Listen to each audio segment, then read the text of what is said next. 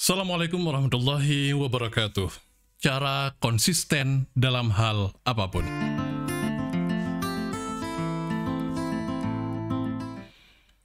Video kali ini kita akan membahas tentang konsistensi. Video ini saya terinspirasi dari status mentor dan guru saya, Kang Surya Kresnanda. Pada 6 April yang lalu dia memposting dari pengalaman banyak bertemu dengan para pembisnis, karyawan, profesional, dan bermacam ragam orang-orang yang melakukan karya. Apa yang membedakan antara satu orang dengan orang yang lain? Yakni pada konsisten. Apakah orang tersebut tetap senantiasa melakukan hal yang sedang dijalani dengan situasi apapun ataupun tidak? Muncul pertanyaan dalam diri saya. Mungkin Anda juga punya pertanyaan yang sama. Bagaimana caranya agar bisa konsisten? Saya cari-cari dan kemudian sampai sempat menonton video podcastnya Bang Helmi Yahya. Pada saat itu yang dihadirkan Mas Panji. Mas Panji berbagi cerita pengalaman dia di New York. Dia mengatakan di New York itu lumayan menarik tempat orang-orang stand up comedy. Sehari ada 30 tempat untuk berstand up comedy, ataupun ada stage yang memang ada senantiasa orang-orang untuk tampil panggung di sana. Uniknya, untuk bisa tampil di stage ini ataupun di panggung ini, komedianlah yang membayar, bukan justru dibayar. Apa yang dia katakan bagi saya itu merupakan bagian daripada membeli impian. Mungkin kita sering mendengar orang-orang mengatakan passion itu salah satunya gambarannya, yakni apakah Anda rela dan tetap mau melakukan meskipun tidak dibayar. Membeli impian yakni bagaimana kita senantiasa mau mengeluarkan uang, mau mengeluarkan waktu, tenaga untuk tetap melakukan sampai goal kita itu menjadi kenyataan. Apa yang kita lakukan saat ini dengan situasi apapun, tetap kita jalankan. Senada dengan artikel yang saya baca, The Price of Doing Nothing. Holly Rand, dia berbagi cerita sebagai seorang fotografer ketika dia memutuskan untuk menjadi seorang fotografer. Apa yang terjadi? Dia mengatakan, di tahun-tahun pertama, no client, gak ada orang yang memberikan job kepada dia. Lalu apa yang harus dilakukan? Senantiasa dialami oleh semua profesional ketika tidak memiliki job ataupun tidak memiliki klien. Maka yang terjadi, kemalasan, menunda-nunda. Tapi berbeda dengan Holly. Apa yang dia lakukan? Dia mengatakan, I do everything. Tetapi I do everything di sini lebih tepatnya berhubungan tentang profesi yang sedang mau dia geluti ataupun impian dia untuk menjadi fotografer. Membayar, sampai dia mengatakan begini, membayar untuk uang sewa tempat tinggal ya, tetapi saya perlu untuk membayar passion saya, kata dia. Saya membeli untuk ikut kursus, saya membeli untuk ikut event, untuk hal apapun itu. Pada saat itu, ketika orang nanya, apa yang kamu dapatkan dari apa yang kamu lakukan? Jawaban Holly, dia mengatakan, I don't get anything. I get nothing. Saya nggak mendapatkan apapun. Saya tidak menghasilkan 1% apapun. Tetapi tetap, the price of doing nothing, kata dia, pada akhirnya menghasilkan sesuatu di mana hari ini dia menjadi fotografer yang profesional.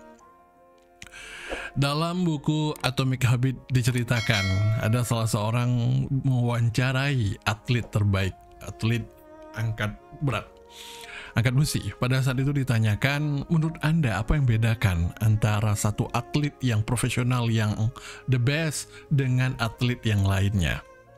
Pada umumnya tentu akan mendapatkan sebuah jawaban. Atlet tersebut punya bakat, atlet tersebut punya power, punya skill, atlet tersebut kemudian punya kekuatan.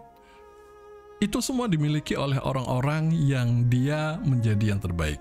Tetapi hal yang menarik, atlet terbaik yang dia wawancara, yang dia tanyakan, kemudian menjawab, Selain itu semua, ada hal yang membedakan antara yang terbaik dengan atlet yang pada umumnya, yakni mereka yang mampu mengatasi kebosanan untuk berlatih setiap hari, melakukan hal yang sama berulang-ulang, itu lagi.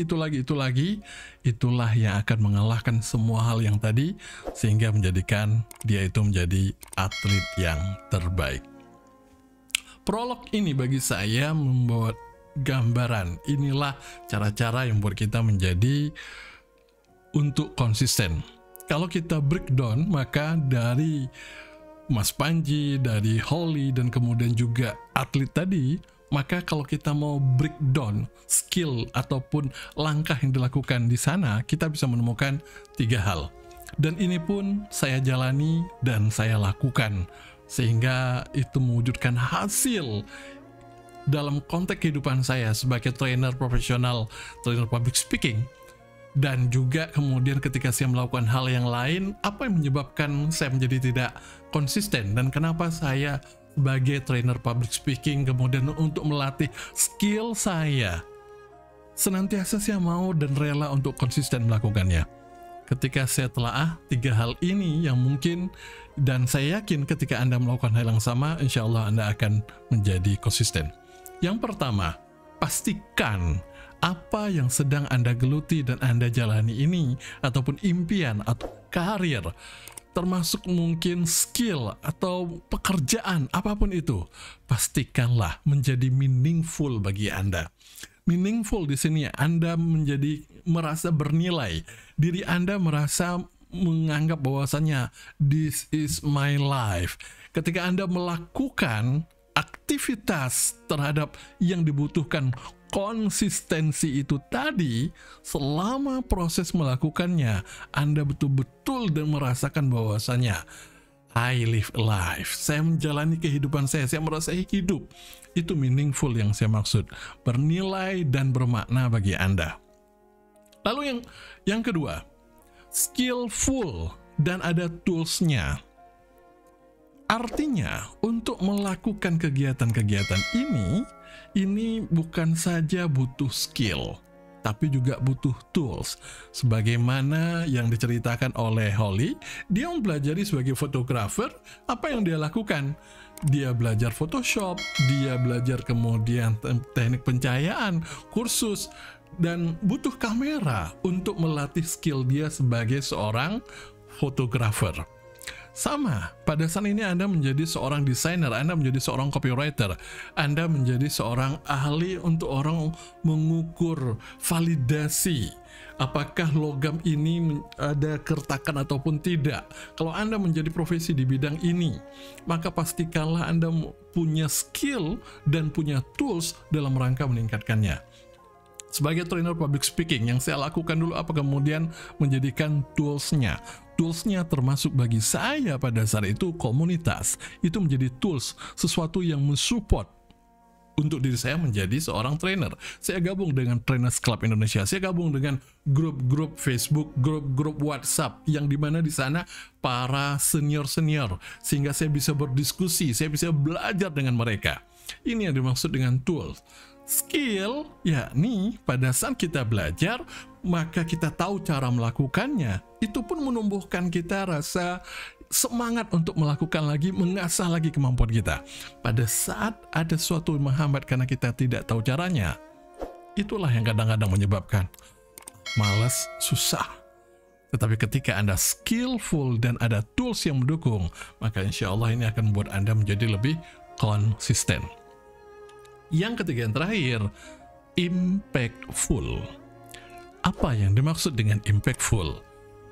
Saya, Anda, kita semua yakin 100% apa yang kita jalani, apa yang mau kita capai, apa yang mau kita tuju itu, kita meyakini 100% bahwasanya itu sesuatu akan menjadi bermanfaat bagi orang lain.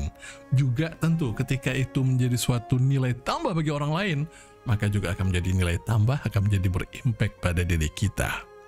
Sesuatu yang kita yakini itu akan menjadi sebuah dampak. Itulah yang menyebabkan kita senantiasa untuk mau terus, lagi, again, melakukan hal yang sama.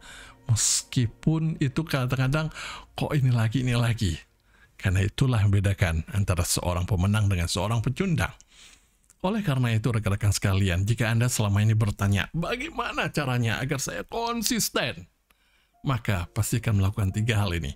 Yang pertama, dalam aktivitas yang Anda kerjakan, meaningful bagi Anda. Yang kedua, Anda punya skill dan punya alat pendukung. Dan yang ketiga, apa yang Anda jalani ini, Anda yakin 100% bahwasanya itu akan berdampak bagi diri Anda. Pada saat Anda melakukan ketiga hal ini, maka insya Allah Anda akan konsisten senantiasa melakukan walaupun itu lagi, dan itu lagi. Saya Rahmat Syah, sampai berjumpa di video selanjutnya. Wassalamualaikum warahmatullahi wabarakatuh.